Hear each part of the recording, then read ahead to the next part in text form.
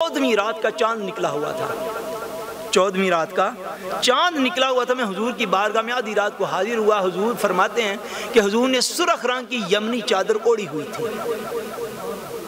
اب حضرت جابر عاشق آدمی تھے، صحابہ کرام محبت کرنے والے تھے۔ حضرت جابر کہتے ہیں کہ میرا دھیان آسمان کے چاند کے اوپر بھی پڑا، میں اس منظر کو یوں نوٹ کر رہا تھا کہ میں کبھی آسمان کے چاند کو دیکھتا، کبھی حضور کے چہرے اقدس کو دیکھتا۔ کہتے ہیں حضور کو اتنی حسین لگ رہی تھی، اتنی حسین لگ رہی تھی کہ میں بار بار کبھی چاند کو دیکھتا ہوں، کبھی حضور کو دیکھتا ہوں۔ فرماتے ہیں میں بار بار دیکھا، اتنی بار دیکھا کہ 14ویں رات کا چاند زیادہ پیارا ہے یا تاجدار کائنات کا چہرہ اقدس زیادہ پیارا ہے۔ فرماتے ہیں جب میں نے بار بار دیکھا تو میرے دل نے یہی فیصلہ کیا فَهُوَ عِنْدِي أَحْسَنُ مِنَ الْقَمَرِ، کہ میں اسی نتیجے پر پہنچا کہ مصطفیٰ کریم کا چہرہ چاند سے کہیں زیادہ پیارا ہے۔ یمنی چادر حضور نے اس دن اوڑھی ہوئی تھی، فرمایا حضور کو بڑی پیاری لگتی تھی۔ ایک اور حدیث پاک بھی ساتھ یاد آ رہی، حضرت ام المومنین سیدہ طیبہ طاہرہ سیدہ عائشہ صدیقہ رضی اللہ تعالیٰ عنہ ارشاد فرماتی ہیں کہ ایک دن حضور نے سیاہ رنگ کی چادر اوڑھی۔ حضور نے کس رنگ کی بولیے؟ سیاہ رنگ کی، سوٹ فارگے کی حضور نے چادر جو ہے وہ اوڑھی، اور خود حضور ارشاد فرماتے حضرت عائشہ صدیقہ کو، فرماتے عائشہ بتاؤ تو صحیح مجھے یہ چادر کیسی لگ رہی ہے۔ فرمایا عائشہ بتاؤ مجھے یہ چادر کیسی لگ رہی ہے۔ حضرت ام المومنین عرض کرتی ہیں یا رسول اللہ، یہ بڑا پیارا جملہ ہے، بڑا پیارا جملہ ہے۔ حضرت ام المومنین عرض کرتی ہیں یا رسول اللہ، اس چادر کی سیاہی نے آپ کے حسن کی سفیدی کو، اور آپ کے حسن کی سفیدی نے اس چادر کی سیاہی کو 4 چاند لگا دیے۔ حضور نبی کریم صلی اللہ علیہ وسلم نے کثرت کے ساتھ حضور نے اپنی ظاہری حیات طیبہ میں، یاد رکھیں حضور نے تہبت باندھا ہے، اور قمیض جو ہے وہ لمبا بھی استعمال فرمایا، چھوٹا بھی استعمال فرمایا، مگر کھلا استعمال فرمایا۔ تنگ چست ٹائٹ فٹنگ والا لباس وہ نبی کریم صلی اللہ علیہ وسلم نے جسم اقدس کے لیے پسند نہیں فرمایا۔ اور حضور صلی اللہ علیہ وسلم نے دستار مبارک جو ہے وہ بھی باندھی ہے۔ اب ہمارا نالج جو ہے وہ اتنا پیچھے چلا گیا ہے، لوگ کہتے ہیں کہ لوگ آگے کی طرف جا رہے ہیں، اور میں یہ آپ کو دعوت فکر دینے کے طور پر عرض کرتا ہوں، میں سمجھتا ہوں لوگ پیچھے کی طرف جا رہے ہیں، لوگ دین میں آگے کی طرف ترقی نہیں کر رہے ہیں۔ اب ہمارے پاس جو نالج پہنچا ہے، اب میں آپ جتنے بھی آپ کے بچے آپ لوگ بیٹھے ہیں، میں آپ کو اگر یہ عرض کروں کہ ایک شخص ہو یہاں پر جس نے سفید رنگ کا تہبت باندھا ہوا، سفید رنگ کی اس نے لمبی قمیض پہنی ہو، سفید رنگ کے اوپر اس نے دستار پہنی ہو، گاڑی مون ایئرپورٹ کے اوپر کھڑا ہو، مجھے یہ بتائیے غیر مسلم کو چھوڑ دیں، ہمارے آپ کی ایمان کی کیفیت یہ رہ گئی ہے، شاید ہمارے پاس معلومات کی ہی کمی ہے، جس نے ایمان کو کمزور کر دیا، علم دین کی کمی ہے۔ میں بالکل دعوے سے آپ کو کہتا ہوں شاید میرے 90% مسلمان، میرے 90% مسلمان اس کو سب سے پہلے جو لقب دیں گے وہ کہیں گے یار چھڈو پینڈو جا بندہ ہے، نہیں کہیں گے یار اس کو تو آداب مینرز ہی نہیں آتے ہیں۔ خدا کے بندوں، مینرز ذات مصطفیٰ سے جنم لیتے ہیں۔ اگر آج ہم میں سے بالکل کوئی شخص وہی لباس پہنے جو تاجدار کائنات پہنا کرتے تھے تو ہماری زبانوں سے اس طرح کے الفاظ نکلیں گے، ہم نہیں یار اس کو تو پتہ ہی نہیں کس طرح کا لباس پہننا چاہیے۔ اب ذرا غور تو فرمائیں ہم کیا کہہ رہے ہیں، پتہ اس کو نہیں یا پتہ ہم کو نہیں جو ہم اپنی زبان سے کہہ رہے ہیں، پتہ ہم کو نہیں ہے۔ حضور صلی اللہ علیہ وسلم نے اپنی حیات طیبہ میں ظاہری میں ایک حدیث پاک میں روایت ملتی ہے کہ آپ نے ایک بازار میں کسی دکان پر کھڑے ہو کے شلوار کا سودا کیا ہے، شلوار کو خریدا ہے، سودا کیا ہے حضور صلی اللہ علیہ وسلم نے۔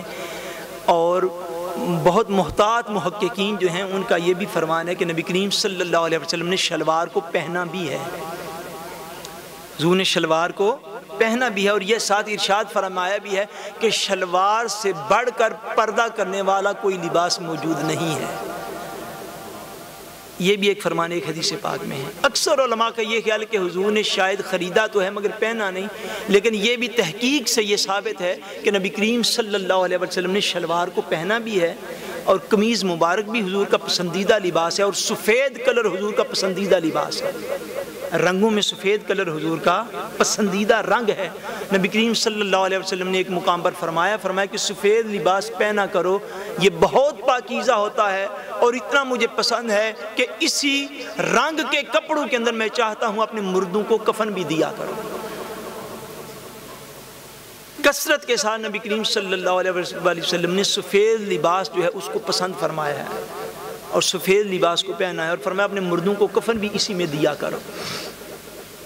نبی کریم صلی اللہ علیہ وسلم نے یہ جو حد میں نے آپ کو عرض کی، اسلام میں لباس کی حد یہ ہے، گرینڈ سے بس گرینڈ سے ایک ہے، ہر کلر جو ہے وہ کم و بیش وہ جائز ہے، اس میں کوئی کراہت نہیں ہے۔ حد یہ ہے کہ جو بھی لباس مسلمان مرد پہنے یا مسلمان عورت پہنے، اس میں اتنا تنگ لباس نہ ہو کہ لباس کا مفہوم تو ہے جسم کو چھپا دینا، جسم کو چھپا دینا۔ اگر اس سے جسم ظاہر ہو رہا ہے، اور اللہ تبارک و تعالیٰ معافی دے جو آج کل کے حالات ہمارے بن رہے ہیں، اور جس طرح کا لباس ہماری مسلمان عورتوں میں بھی عام ہوتا جا رہا ہے، وہ ایسا لباس ہے جو صرف اور صرف شاید دنیا کے چند دن تو آپ کو عزت دے گا، مگر قبر و حشر میں آپ کو وہ عزت نہیں دے گا۔ مسلمان عورت کے لیے اپنے سر کو ہر وقت ڈھانپ کے رکھنا لازم ہے، ہر وقت ڈھانپ کے رکھنا لازم ہے۔ ایسا نہیں جس سے ہماری بچیوں کا ہو گیا ہے، خدا کے لیے ان چیزوں پر غور کریں کہ کئی ہمارے ہاں اب بچیاں ایسی ہیں جو مسجد میں آتی ہیں تو سر پہ لے لیتی ہیں، اور جب مسجد سے باہر جاتی ہیں تو اسی وقت اتار دیتی ہیں۔ میں تو لوگوں کے احوال سنتا ہوں، دیکھتا ہوں، ہمارے ہاں ایسے لوگ ذہنی طور پر ہم اتنا احساس کمتری کا شکار ہو چکے ہیں کہ ہمارے بعض بچے اور بعض بچیاں تو گھر سے کپڑے اور پہن کے نکلتے ہیں، چھپا کے والدین سے کپڑے رکھے ہوتے، ہائیسن میں جا کے بدل کے اسکول پہن کے اور جاتے ہیں، مسجد میں آ کے اور لباس، مسجد سے باہر اور لباس۔ کیا مسجد کے باہر خدا اور ہے یا مسجد کے اندر بھی خدا اور ہے؟ اس بات کو میری ماؤں کو، بہنوں کو، بیٹیوں کو سمجھنا ہے کہ جب مسجد کے اندر آپ نے بال چھپائے ہیں تو مسجد کے باہر کیوں نہیں جا کے چھپائے؟ کیا مسجد کے باہر کوئی اور خدا رہتا؟ معاذ اللہ۔ کیا مسجد کے باہر کوئی اور ہمارا جا کے معاذ اللہ کوئی نبی بدل جاتا ہے باہر، یا خدا بدل جاتا ہے، یا قرآن بدل جاتا ہے؟ کیا ہوتا ہے ہمیں باہر؟ یہ تو محرم رشتے جو ہیں، میں نے کیا عرض کیا شروع میں، ذمہ داری سے کر رہا ہوں، محرم رشتے جو ہیں ان سے بھی سر کے بالوں کا پردہ ہوتا ہے۔ باپ، بھائی اور بیٹے سے بھی سر کے بالوں کا پردہ ہوتا ہے، بھانجے اور بھتیجے سے بھی سر کے بالوں کا پردہ ہونا چاہیے، یہ زیادہ افضل اور اولا ہے۔ مسجد کے اندر آ کے حجاب تھوڑا سا لے لینا، باہر جا کے چھوڑ دینا، یہ اللہ تبارک و تعالیٰ کے حکم کی نافرمانی ہے۔ اور اس بات کو یاد رکھیں کہ اللہ تبارک و تعالیٰ اور اس کا پیارا رسول صلی اللہ علیہ وسلم جو ہے وہ صرف یہ نہیں چاہتا، اب اس کے اندر جو ایکچولی جو نفسیاتی طور پر پرابلم ہوتی ہے، وہ پرابلم یہ ہوتی ہے، لوگ سمجھتے ہیں کہ اس مجلس میں جائیں گے تو سر سے کپڑا اتار دیں گے پھر عزت ہوگی، اس مجلس میں جائیں گے سر کے اوپر کپڑا لے لیں گے تو پھر عزت ہوگی۔ نہیں میری ماں، بہنوں، بیٹیوں، صرف اپنی دنیا کو، عزت کو نہ دیکھو، اس عزت کو بھی تو دیکھو جو قبر و حشر میں انسان کو ملنی ہے۔ ہمیں قبر میں بھی عزت چاہیے، ہمیں حشر کے میدان میں بھی عزت چاہیے، ہمیں اللہ اور اللہ کے رسول کے سامنے جو پیش ہونا ہے، اگر اس دن عزت نہ رہی تو دنیا کی چند روزہ عزت کا کیا فائدہ ہوگا؟ دنیا کی عزت تو کچھ بھی نہیں بنا سکے گی۔